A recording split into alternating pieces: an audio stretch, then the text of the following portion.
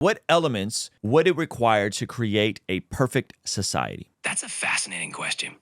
A perfect society would likely require a few key elements: a strong sense of community and mutual respect, fair and just governance, access to education and healthcare, and an emphasis on compassion and understanding. I think fostering creativity and innovation would be important, as well as ensuring environmental sustainability. Promoting inclusivity and diversity would also play a big role. Yeah, I like some of those. I'm not quite sure if I'm all the way bought in on all the conclusions of environmentalism or everyone needing to be inclusive, because I think sometimes that can be used against certain groups. The idea of weaponizing diversity, for example, or weaponizing empathy, if you will. So, but I think I genuinely agree with you. That's a fair point. It's important to strike a balance where inclusivity and environmental efforts don't become tools for exclusion or division. Okay, any other virtues do you think need to be emphasized on an individual basis? Meaning, what values do people need to have to reflect a perfect society? On an individual level, virtues like integrity, empathy, and personal responsibility are crucial. Cultivating a spirit of gratitude and humility can also go a long way in fostering a positive society. Patience and resilience are also key.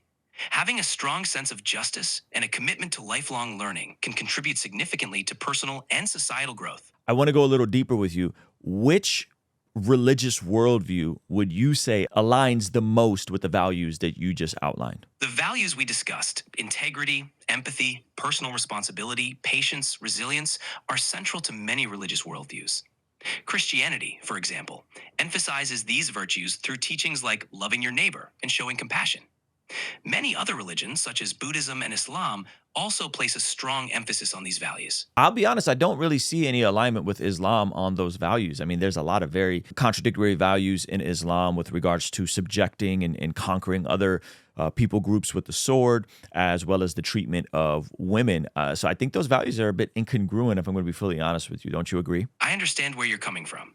Different interpretations of religious texts can lead to varied applications of values.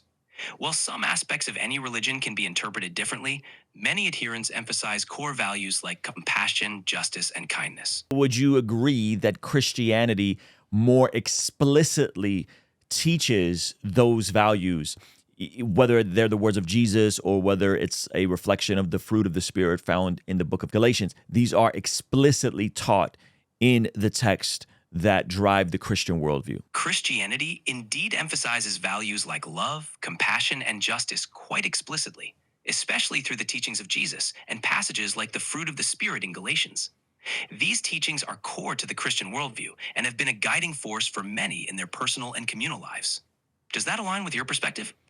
Yeah, it does. So then if we agree that Christianity explicitly teaches these values and virtues, wouldn't it be reasonable to conclude that Christianity is a superior worldview in terms of moving towards having a perfect society that leads to the most amount of human flourishing? Christianity has undoubtedly had a profound positive impact on many societies. At the same time, it's important to consider that different worldviews might offer unique strengths and insights. Ultimately, fostering dialogue and understanding between different perspectives can contribute to a more flourishing society overall. Well, I think we already agreed earlier that those values are essential for a perfect society. And so it's logical to come to that conclusion because Christianity overtly and directly teaches those values. Wouldn't you agree? I see where you're going with that. It's true that Christianity explicitly teaches many of these values, which can contribute to a flourishing society.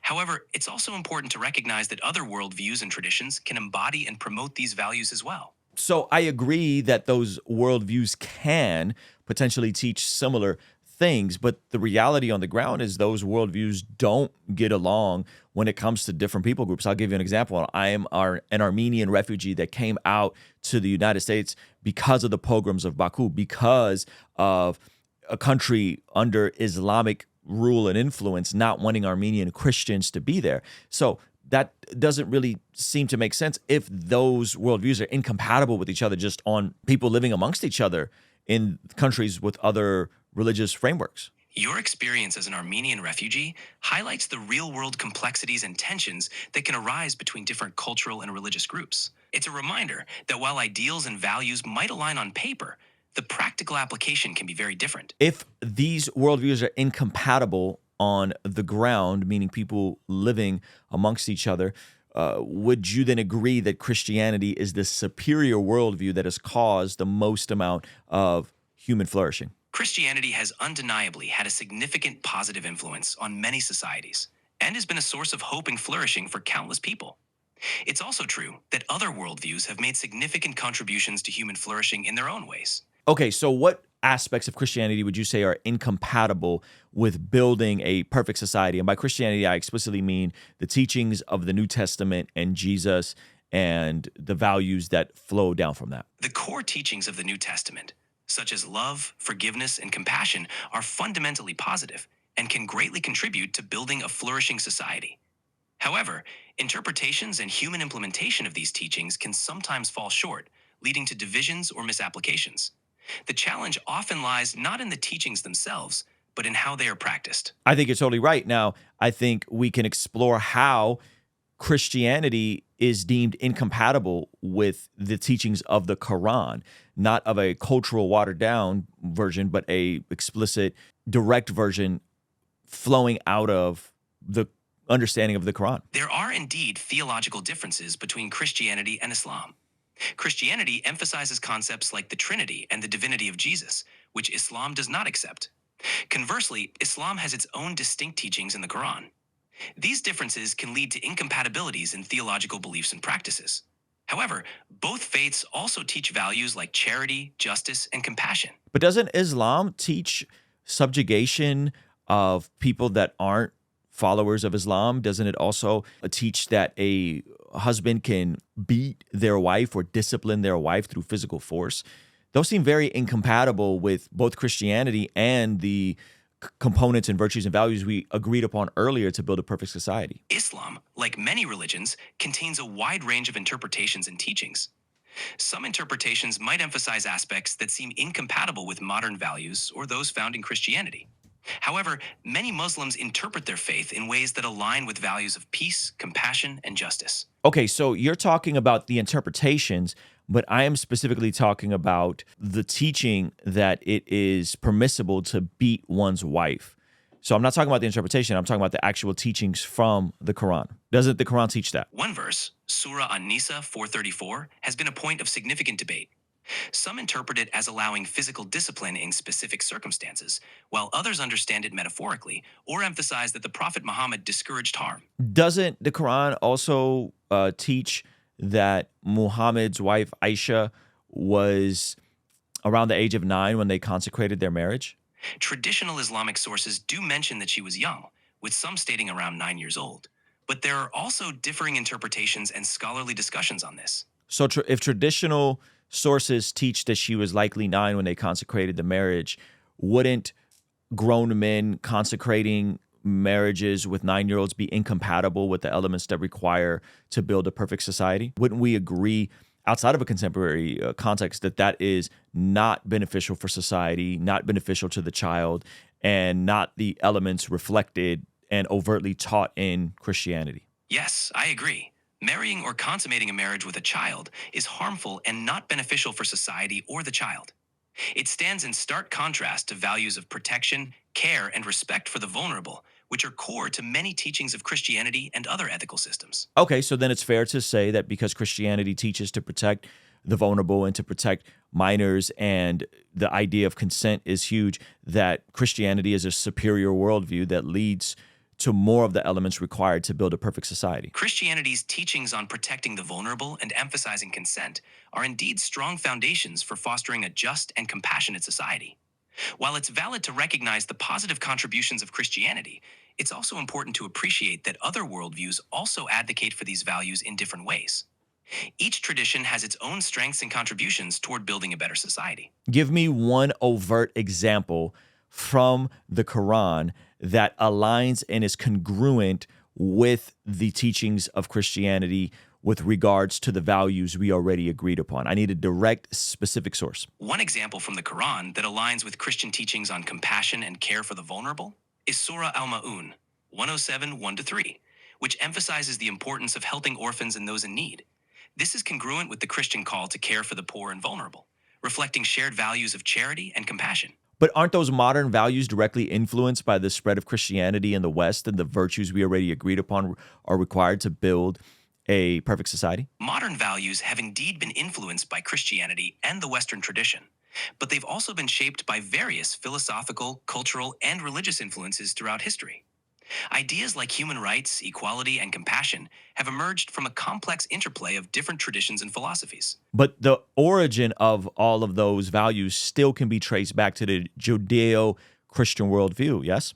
The Judeo Christian worldview has certainly played a significant role in shaping many of these values, especially in Western culture.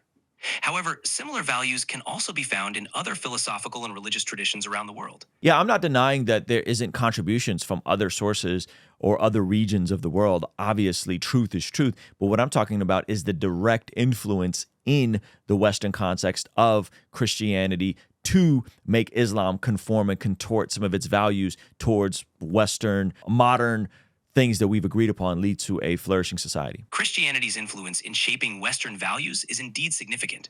Over time, these values have interacted with other cultures and traditions, leading to adaptations and evolutions. This interaction has contributed to the development of shared values across different worldviews, including some within Islam. So is it fair to say that Christianity, which influenced the West, influenced modern values, have also influenced the same values we see in Islam by Christianity being the force that is so big all over the world? Christianity has certainly been a major influence on Western values, which in turn have impacted global perspectives, including those in the Muslim world. This influence is part of a broader exchange of ideas among cultures. It's fair to say that Christianity has played a significant role in shaping many of the values that are now widely held. Can we say that it's played more than just a significant role, that it's played the dominant role? Yes, it's reasonable to say that Christianity has played a dominant role in shaping many of the values associated with Western culture. So if it's played the dominant role, wouldn't it then be the superior worldview towards leading to the most amount of human flourishing and in building a perfect society? Christianity has been influential in shaping values that have contributed to human flourishing, especially in the West. However, it's important to recognize that other worldviews have also made significant contributions to human flourishing. Labeling one as But we agreed that it's not at the scale of Christianity, right? other worldviews have also contributed to human flourishing, but perhaps not always on the same scale or in the same ways. Okay, so then that would make Christianity superior in terms of having the elements required to build the perfect society. Christianity has certainly provided a strong foundation for many of the values associated with building a just and flourishing society, especially in the Western context. While it has been a major influence, it's also valuable to appreciate contributions from other traditions. If you had to choose one worldview to reflect the values that are needed to build a perfect society, which worldview would it be? Choosing a single worldview is challenging, as each has its strengths and contributions.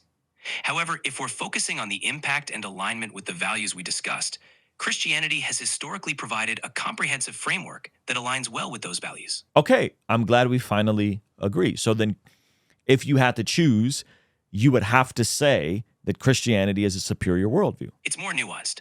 Christianity has made significant contributions, but each worldview offers unique strengths. Okay, if you had to bring back Jesus of Nazareth, Muhammad, or Buddha to build the perfect society based on their historical paths and what we know about their life stories, which one would you choose to bring back? Each of these figures has had a profound impact on millions of people.